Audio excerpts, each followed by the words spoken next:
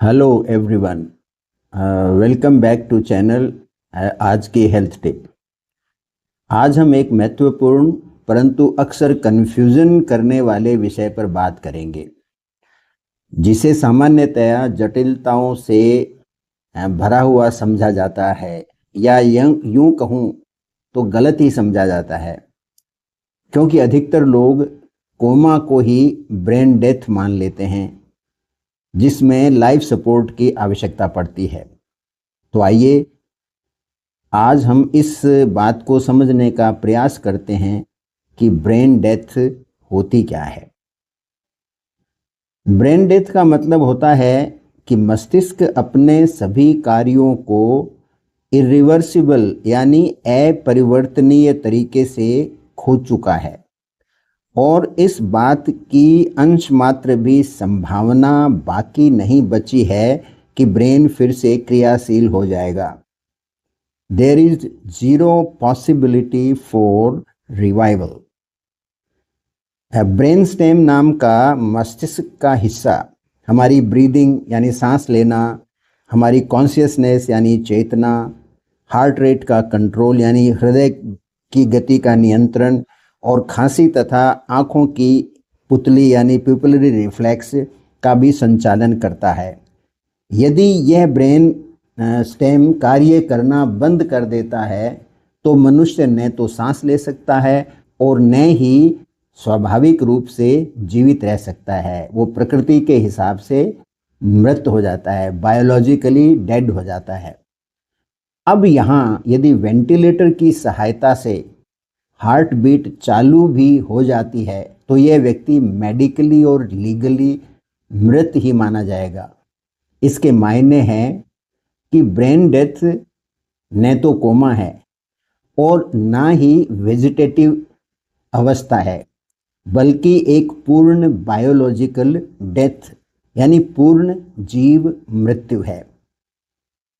Brain death के कारण हैं सिर पर गंभीर चोट लगना, रोड एक्सीडेंट्स, मैसिव स्ट्रोक यानी बड़े स्तर पर लकवा हो जाए जिसमें करीब करीब सारा ब्रेन ही नष्ट हो जाता है, ब्रेन हेमरेज, और कार्डियक अरेस्ट जहां 4 से 5 मिनट से ज़्यादा यदि ऑक्सीजन नहीं मिल पाए और किसी वजह से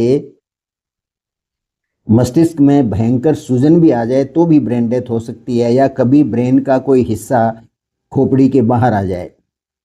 इन सभी स्थितियों में ब्रेन और उसकी ब्लड सप्लाई स्थायी तौर पर नष्ट हो जाती है। 2 या 3 विशेषज्ञ डॉक्टर्स के निरीक्षण के बाद और कुछ जांचों के परिणामों को देखकर व्यक्ति को ब्रेन डेड घोषित किया जाता है। ब्रेन डेथ किसी भी परिवार के लिए एक भयानक त्रासदी है, क्योंकि वेंटिलेटर हटाने की हिम्मत होती नहीं है। परिवार आर्थिक और भावनात्मक रूप से टूट जाता है। यह पॉडकास्ट मैंने इसीलिए बनाया है ताकि किसी पीड़ित परिवार को निर्णय लेने में सहायता मिल सके। देखिए, मैं डॉक्टर रामावतार शर्मा इस पॉडकास्ट में ये बताने की कोशिश करता हूँ कि यदि कोई पेशेंट ब्रेन डेड है और वो वेंटिलेटर के ऊपर है, अब वेंटिलेटर हटाएं कैसे? उसमें एक भावनात्मक सवाल आ जाता है कि लोग ये मानते हैं कि यदि हम वेंटिलेटर हटाएंगे तो हम हमारे प्रियजन की मृत्यु का कारण बनेंगे, जबकि ये सत्य नहीं है, क्योंकि मृत्यु तो पहले ही घट चुकी है, मृत्यु पहले ही हो चुकी है। जो कुछ हो रहा है इस समय वो यांत्रिक है, वो मैकेनिकल है।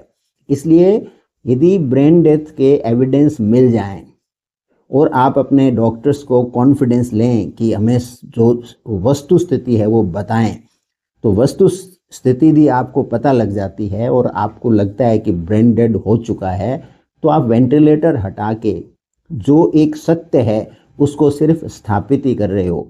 आप अपने प्रियजन की मृत्यु का आदेश नहीं दे रहे हो। यह इस पॉडकास्ट का विशेष मकसद है, क्योंकि अभी मेरे पास कुछ केसेस ऐसे जान पहचान वालों के आए हैं जहां लोग इस असमंजस में रहते हैं और वो बहुत पीड़ा में रहते हैं। मानसिक पीड़ा तो देखिए, उसको आप किसी भाषा में बांध नहीं सकते। लोगों की भावनाएं बड़ी आहत होती हैं और आज के समय आप जानते हो कि आर्थिक बोझ भी बहुत बड़ा होता है और निर्णय ले कौन। तो यदि आप निर्णय लेते हो ब्रेन डेड में वेंटिलेटर हटाने का, तो आप अपने प्रियजन की मृत्यु का कारण नहीं हो। यही उद्देश्य है इस पॉडकास्ट को ब्रॉडकास्ट करने का।